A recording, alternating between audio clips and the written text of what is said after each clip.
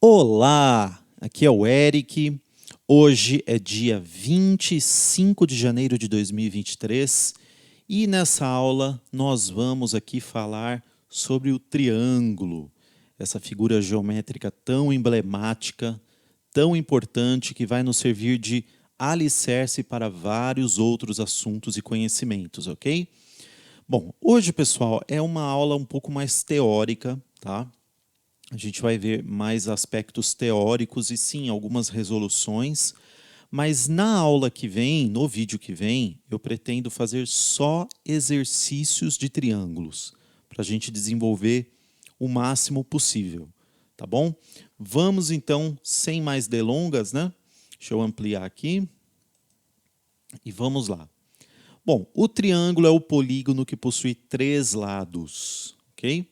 É a figura mais simples estudada na geometria plana. Mais para frente a gente vai falar de geometria espacial e analítica também, tá bom?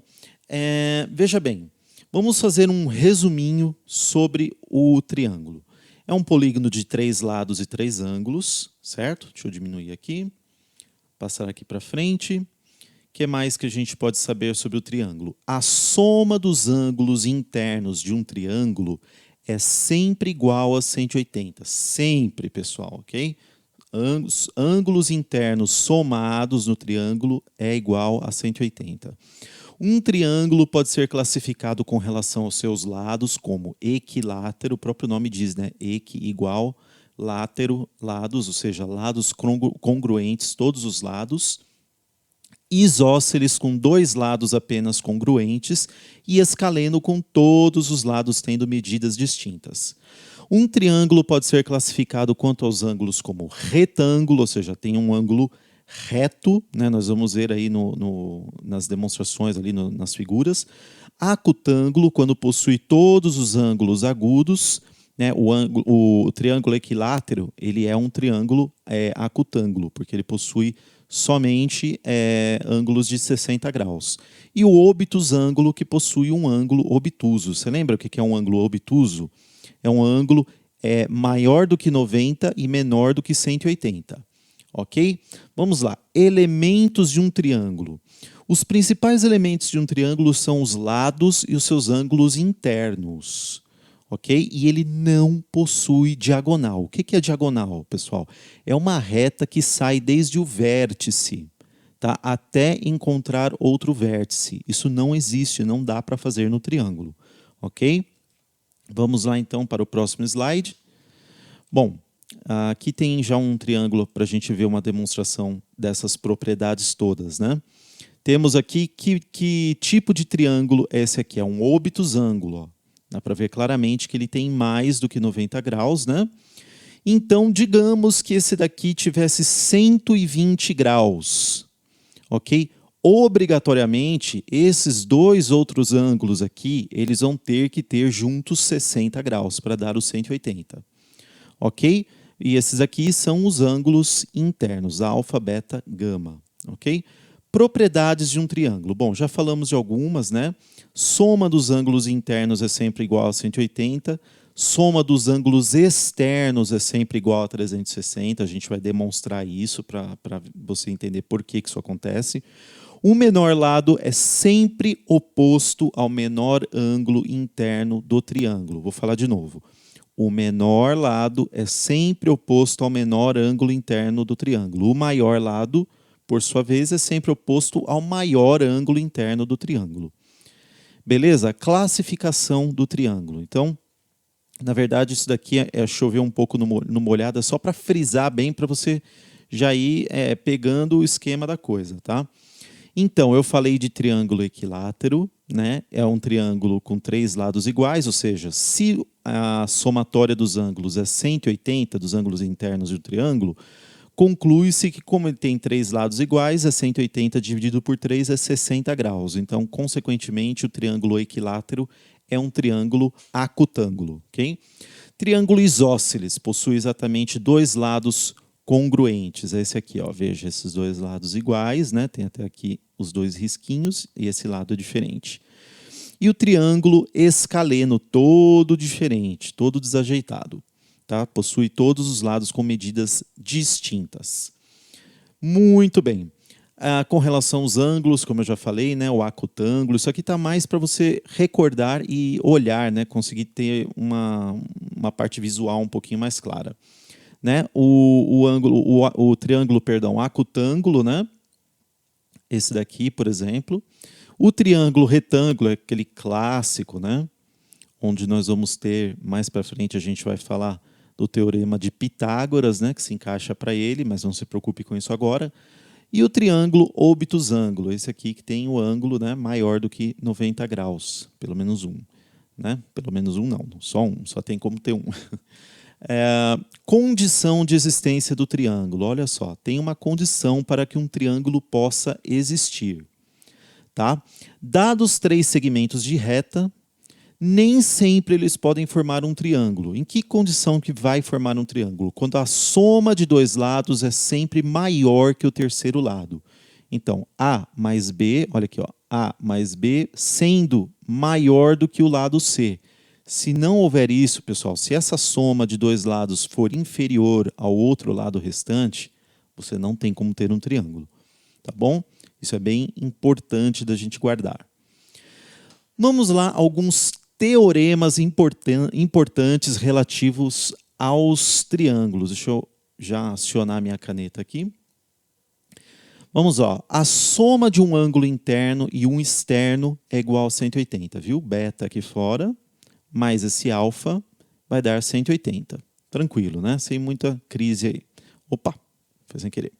A soma dos ângulos internos de um triângulo qualquer é igual a 180. Isso aí você já está careca de ouvir, né? A soma dos ângulos externos de um triângulo qualquer é igual a 360. Por quê? Pessoal, vamos aqui pensar um pouquinho, tá?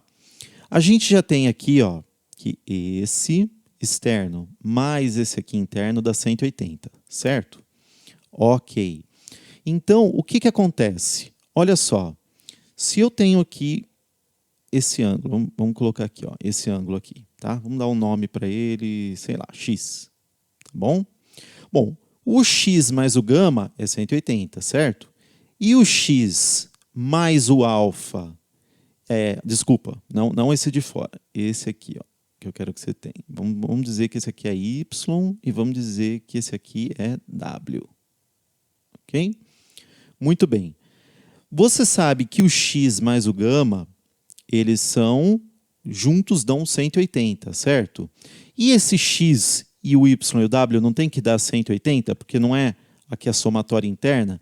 Então, a dedução lógica é que o w mais o y, o ângulo w mais o ângulo y, são iguais ao ângulo gama, entendeu? Ó, vou falar de novo. O x, o ângulo x mais o gama, 180, ok? É o que a gente viu aqui em cima. Porém, da mesma forma, o x, o y e o w também tem que dar 180 aqui dentro, que você está careca de saber, né? Como a gente viu aqui no caso do ângulo do modelo 2 ali, do teorema 2. De forma assim, lógica, o que acontece? O w e o y, os ângulos w e y, a soma deles é igual, eu vou até colocar aqui, ó, esse gama, essa letrinha meio diferente, parece o y, né? Mas não é. O gama, ele é a mesma coisa, ele tem o mesmo valor que o w mais o y. Entendeu? Então, você tem a seguinte condição. Todos os ângulos aqui, ó, externos, todos os ângulos internos aqui opostos a esse ângulo externo, você vai fazer isso daí a partir de cada ângulo externo aqui, você vai chegar no 360, quer ver? Ó? Então, eu tenho aqui, ó, que esse gama é igual a w mais y, não é? W mais y, vamos colocar aqui. O alfa, quais são os dois ângulos aí que são opostos ao alfa? É o w mais o x, não é? W mais X. E o beta, que quais são os ângulos opostos a ele? Y mais X. Mais Y mais X. Olha que coisa que a gente conseguiu chegar. Não sei se... Então, eu falei aqui, ó, que os ângulos aqui, ó, opostos a cada ângulo externo desse aqui, ó, esse aqui pela projeção, né, pela continuação da reta, e esse aqui também pela continuação da reta. Então, basicamente, esse aqui é igual a esses dois.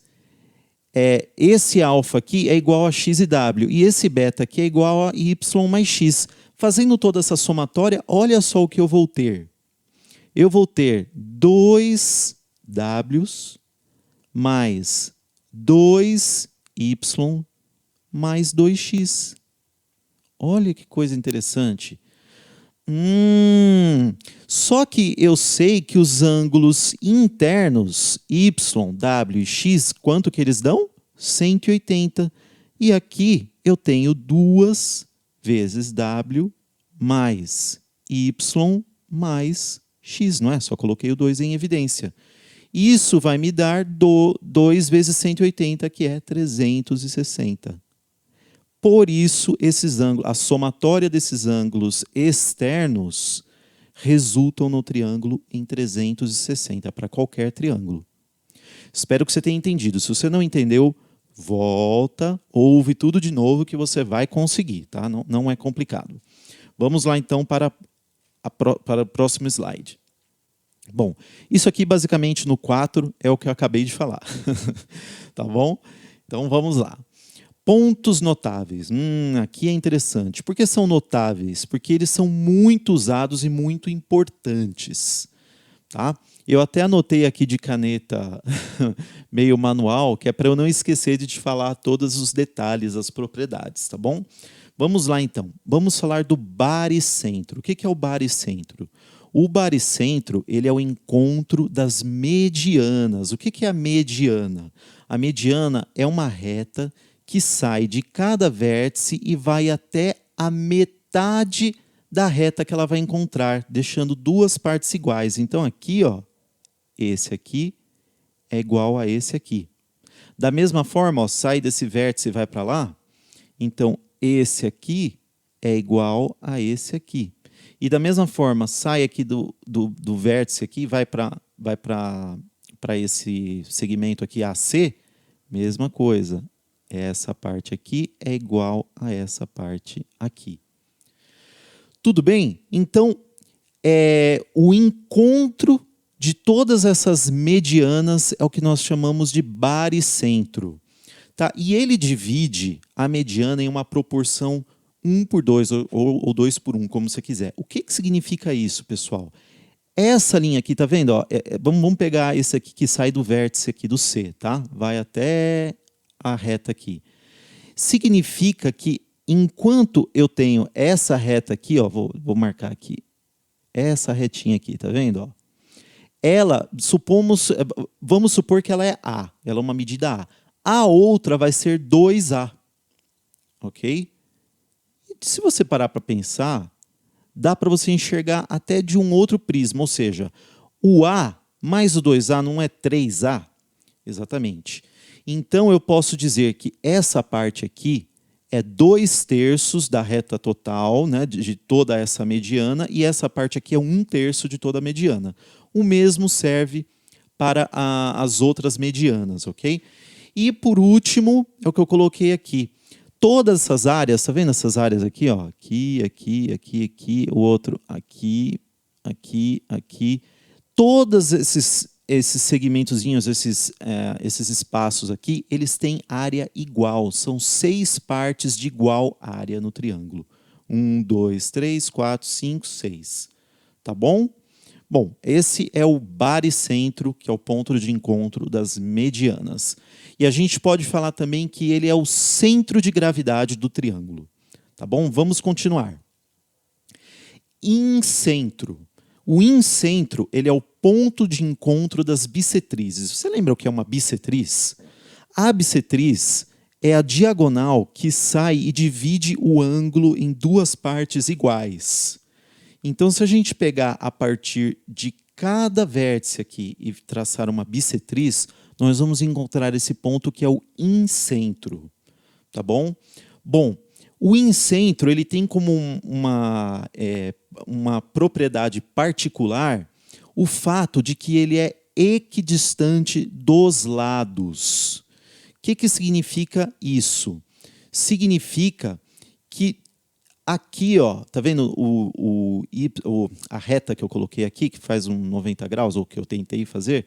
Pois é, essa daqui, ó, tem a mesma distância que a de baixo e a mesma distância que essa outra aqui. Tá bom? Essa é a equidistância dos lados. Tudo bem? Próximo, como que é o nome, meu Deus? Pontos notáveis, desculpa, só para não falar bobagem. Próximo ponto notável, ortocentro. É o ponto de encontro das alturas. A altura, pessoal, é sempre uma reta, tá? Sai de um dos vértices e vai reto até encontrar a outra reta, tá bom? Isso é uma altura. Então, eu peguei aqui, na verdade, eu trouxe... Não tem uma grande propriedade relevante com relação ao ortocentro, tá? Mas eu peguei aqui o caso do triângulo retângulo e do obtusângulo para você ver. No caso do triângulo retângulo, veja, todo triângulo tem 3 alturas, tá? Onde você acha as 3 alturas aqui do triângulo retângulo? Essa daqui, ó, já é uma altura. Essa outra aqui já é uma altura também, né? E no caso, saindo daqui do vértice dos 90 graus e indo até a hipotenusa dele, nós temos também uma outra altura. Já no caso do obtusângulo, não tem como traçar aqui uma altura saindo desse vértice e encontrar indo reto o outro vértice, ou mesmo isso aqui. Não dá para fazer isso. Então, como que a gente faz? A gente prolonga essa reta, né, que saiu daqui, a gente prolonga até encontrar aqui o finalzinho dessa e encontramos uma altura, A outra altura é meio óbvia, sai aqui do ângulo obtusângulo, né, vai até a outra reta, e a outra é um prolongamento também dessa outra reta, ó, vem aqui até encontrar a continuação reta dessa daqui, tá bom? Era isso que eu tinha para falar para vocês do ortocentro. Circuncentro, repare a diferença. Aqui no incentro eu tenho uma circunferência dentro do triângulo. Já aqui no circuncentro eu tenho uma circunferência por fora. Ok? Como que funciona isso? O circuncentro, ele é o encontro das mediatrizes. O que é a mediatriz? Você pega o meio da reta, tá bom? E você faz uma altura, basicamente. Independe de onde ela vai terminar, tá? Mas fato é que você vai ter no início dela um ângulo de 90 graus e ela vai dividir no meio a reta da onde ela saiu. O encontro entre essas 3 mediatrizes vai ser o que a gente chama de circuncentro, tá? Então, veja bem, o final dessa reta, onde nasce, vai ser um ângulo ali de 90 graus. Agora, onde termina, não importa. Não necessariamente vai passar pelo vértice, ok? Não necessariamente vai encontrar algum vértice. E também não vai formar um outro ângulo de 90 graus na outra ponta, tá bom? Bom, e aí no caso também é equidistante dos vértices, ou seja, se você pegar aqui e vier até aqui, aqui e aqui. Opa, passei. Deixa eu apagar. Não dá para apagar, mas tudo bem. Enfim, você entendeu, né? Acaba aqui na circunferência. Você tem, então, equidistância a partir dos vértices, ok? Equidistância a partir dos vértices. Ou seja, saindo aqui, na verdade, você consegue ver pela circunferência essa equidistância. Agora, se você pegar aqui do circuncentro e for até aqui o vértice, e daqui até esse vértice, e daqui até esse vértice, você tem equidistância. É a mesma medida, o que te permite fazer essa circunferência, né, externa aí ao triângulo, né, que é uma prova dessa equidistância dos vértices, onde você consegue também ver claramente isso. Tudo bem? Vamos então agora, ó, é muito importante, tá? No triângulo equilátero, os 4 pontos notáveis coincidem. Olha que coisa interessante. No triângulo equilátero, todos esses pontos notáveis eles vão coincidir a posição. Incrível, né? Vamos lá. Relações métricas no triângulo retângulo. Muito interessante isso aqui. Ó. Considere, eu até grifei aqui, triângulo retângulo. Ok? Nós temos aqui, então, ó, que o A é a nossa hipotenusa. Veja, a hipotenusa é sempre o lado oposto ao ângulo de 90 graus. Ok? Isso aqui é a hipotenusa. Nós temos os catetos B e C, esse é o nome que nós damos, já é importante você se familiarizar com esses nomes, tá? E nós temos a altura, ok? Muito bem. Então, o que acontece? Ó? Aqui é a descrição, né? A hipotenusa, B e C catetos. Nós temos o M e o N. O que é esse M? É a projeção do B sobre a hipotenusa. E esse N é a projeção do C sobre a hipotenusa. Ok? E a altura, né, que eu já falei. Então, o que acontece? Existem aí relações métricas que é muito importante você conhecer.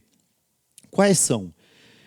O cateto B ao quadrado, ele é igual ao M, a projeção dele, vezes hipotenusa. Da mesma forma, o C, o cateto C ao quadrado, ele é o produto da sua projeção N vezes, né, e a hipotenusa, ok? E a altura ao quadrado é igual à projeção M vezes a projeção N. E, por fim, o cateto B vezes o cateto C são iguais à hipotenusa vezes a altura. Galera, isso aqui é bom decorar, porque quebra um galhão, tá? Quebra um galhão. É importante pra caramba conseguir decorar isso aqui, tá bom? E bem, é a partir dessas relações, eu não vou entrar nos meandros, porque é um pouco complexo, tá? Mas o mais importante é que a partir dessas relações métricas, o nosso caro Pitágoras chegou no seu teorema. A ao quadrado é igual a B ao quadrado mais C ao quadrado. Isso aqui vale para todo triângulo retângulo, ok? É uma beleza para você achar um lado, quando você tem dois, não tem o outro, é uma beleza para achar, tá? A gente vai usar muito esse teorema, ok? Vamos lá, agora a gente vai falar da área do triângulo. A área do triângulo ela é calculada multiplicando a base pela altura e dividindo por 2. A área do triângulo é igual a base vezes altura dividido por 2. Ó, isso aqui. Só que não é a única fórmula. Tá? Então eu dei aqui um exemplozinho. Dado um triângulo com base medindo 12 e altura igual a 8, calcule sua área. Gente, não tem, é só substituir. Né? Vira uma equaçãozinha de primeiro grau. Tá? 12 vezes 8, 96 dividido por 2, 48 centímetros quadrados. Hein? Não vai esquecer. Quando você fala de área, você está falando de quadrado. Okay? De elevar ao quadrado. Muito bem, só que como eu disse, não é a única fórmula. Vai ter vezes que você não vai ter altura e você não vai ter como chegar na altura. E aí você vai precisar de fórmulas diferentes. Então, eu trouxe uma aqui. Primeiro, vamos lembrar, você já reparou que o triângulo equilátero, ele é sempre meio diferentinho, né? E nós temos que a altura do triângulo equilátero, ela pode ser calculada sendo h é igual ao lado vezes raiz quadrada de 3, tudo isso dividido por 2. Bom, consequentemente, se você aplicar ali a formulazinha área igual a base vezes altura dividido por 2, se você aplicar essa mesma fórmula aqui no triângulo equilátero, você vai ter lá, então, base, né? Como é um triângulo equilátero, todos os lados são iguais, né? Então você já tem lado vezes altura, aí você traz essa formulazinha toda da altura aqui e multiplica ela aqui. O seu resultado vai ser isso aqui. Eu vou até escrever aqui do lado. Também é importante, bem bacana, decorar, tá, gente? A área do triângulo equilátero é igual a L ao quadrado vezes raiz quadrada de 3 dividido por 4. Tá bom? Olha só, uma diquinha aqui para te ajudar a memorizar. 2, 3, 4. Percebeu? 2, 3, 4. Facinho. Tá bom? E a outra, e tem mais duas fórmulas, tá? Quando você tem, por exemplo, a medida de um ângulo e dois lados do triângulo. Aí isso te permite usar essa outra. Eu vou escrever aqui para ficar mais fácil de você visualizar. Então, é um lado vezes o outro lado, vezes o seno, nós vamos falar mais de seno ainda no futuro, mas por enquanto fica com isso, vezes o seno desse ângulo, vou pôr aqui um alfa, tudo isso dividido por 2. Tá? É uma fórmula que você tem que saber, quando a gente falar de circunferência, a gente vai usar essa fórmula lá também. Tá? Então, é isso aí. E, por fim, a última forma de calcular a área do triângulo é pela fórmula de Heron. Você usa isso quando não tem altura, tá bom? Como que você vai fazer? Você vai usar o semiperímetro P. Ó, o semiperímetro é esse aqui, é A, é o lado A mais B mais C dividido por 2. Então, deixa eu colocar aqui para dar para você enxergar, deixa eu ver se eu consigo. É continuação, tá, gente? É uma raiz quadrada aqui que vai envolver todo mundo. Então, a área vai ser igual ao semiperímetro vezes semiperímetro menos o lado A vezes semiperímetro menos o lado B vezes semiperímetro menos o lado C.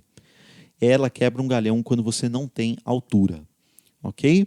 Muito bem, vamos continuar. Gente, se tiver muito rápido, pausa, volta, assiste de novo. Você tem esse recurso, use e abuse, tá? E o perímetro do triângulo, né? Basicamente, o perímetro é a soma dos lados, ok? Não tem mistério nisso aqui. Vai somar A, B mais C, esse vai ser o seu período. Toma cuidado que na fórmula de Heron é o semiperíodo, ok? É a soma dos três lados dividido por 2, não é esse perímetro aqui, ok? Muito bem. Por fim, pessoal, vou introduzir para vocês a lei dos cossenos e dos senos, tá? Também denominada de teorema dos cossenos, a lei dos cossenos é usada para realizar o cálculo dos lados e dos ângulos do triângulo acutângulo e obtusângulo, ou seja, presta atenção, lei dos cossenos não usa para triângulo retângulo, só usa para acutângulo e obtusângulo, ok? Aí, no caso, se for um retângulo, você vai usar, isso mesmo, o teorema do Pitágoras, ok? Vamos lá, então. É essa fórmula enorme aqui. Gente, tem que decorar, tá? Quando você vai usar, vamos falar de um jeito bem fácil, de você saber em que situação você vai usar a lei dos cossenos.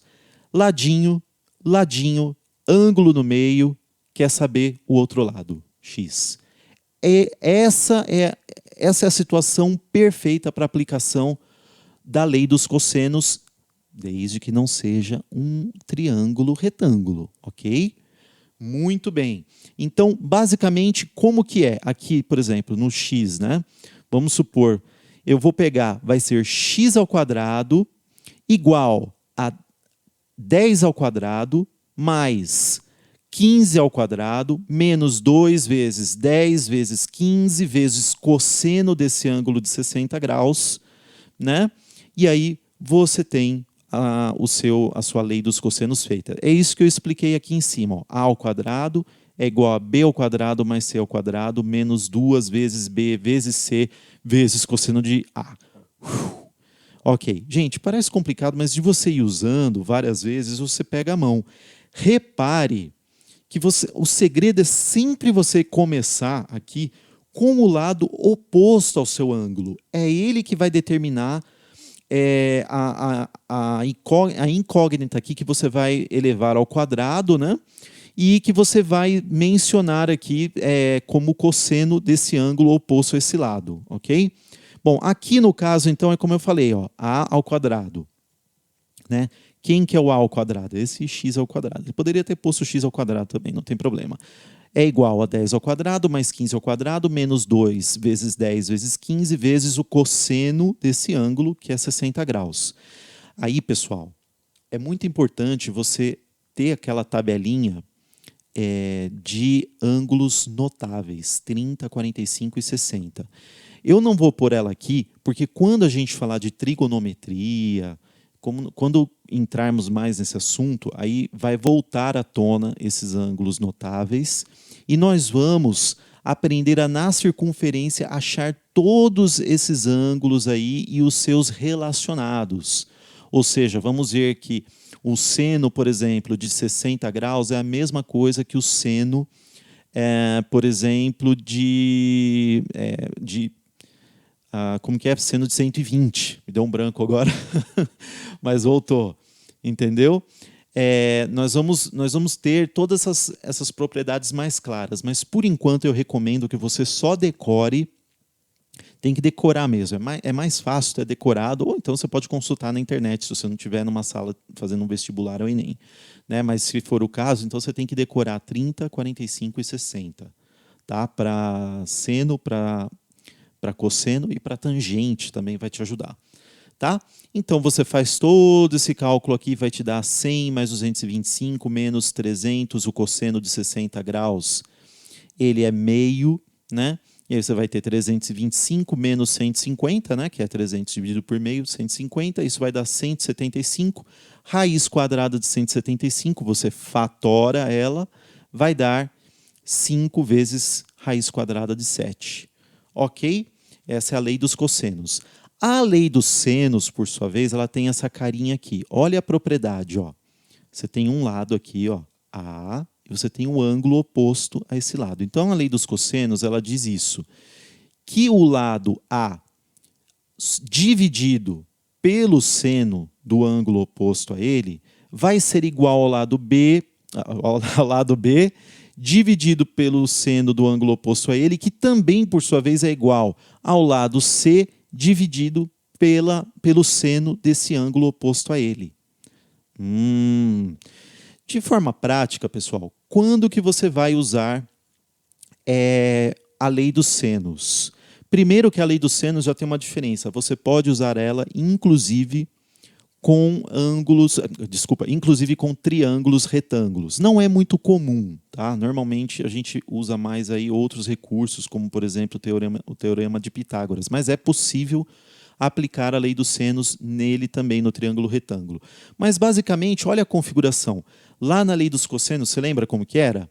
Ladinho, ladinho, ângulo no meio, quer saber o outro lado oposto a esse ângulo. Aqui você já tem, olha, ângulo, outro ângulo, e você tem um lado.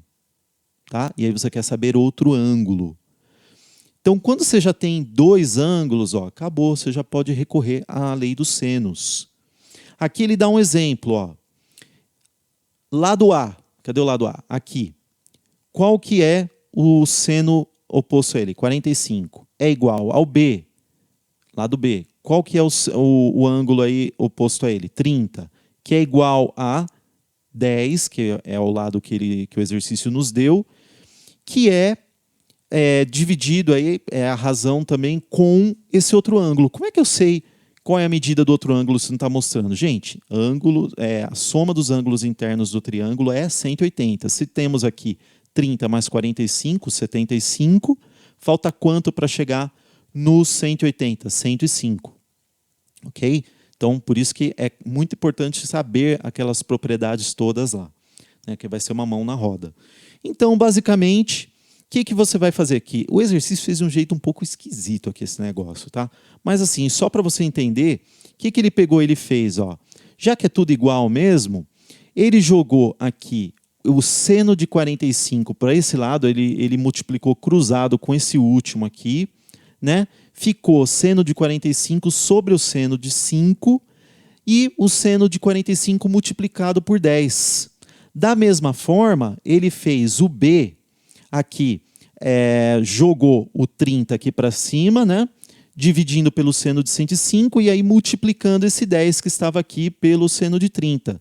Fazendo essas continhas todas, você chega nas medidas. O A é 5,18 e o B 7,32. Ok? Ele achou os lados que ele queria. Ok? Ângulo, ângulo, dá um lado, você aí quer achar ou o outro ângulo ou os outros lados, ok? Essa é a configuração clara aí da aplicação da lei dos senos. Aqui ele mostra, né, o exemplo mostra que é possível aplicar a lei dos senos também no triângulo retângulo, embora normalmente a gente use outros recursos um pouco mais práticos. Tá? Aí a conta toda do negócio. Bem, pessoal, então acabamos aqui, tá? No próximo vídeo a gente vai fazer só exercício de triângulo, tá bom? Muito obrigado pela sua atenção e até a próxima aula.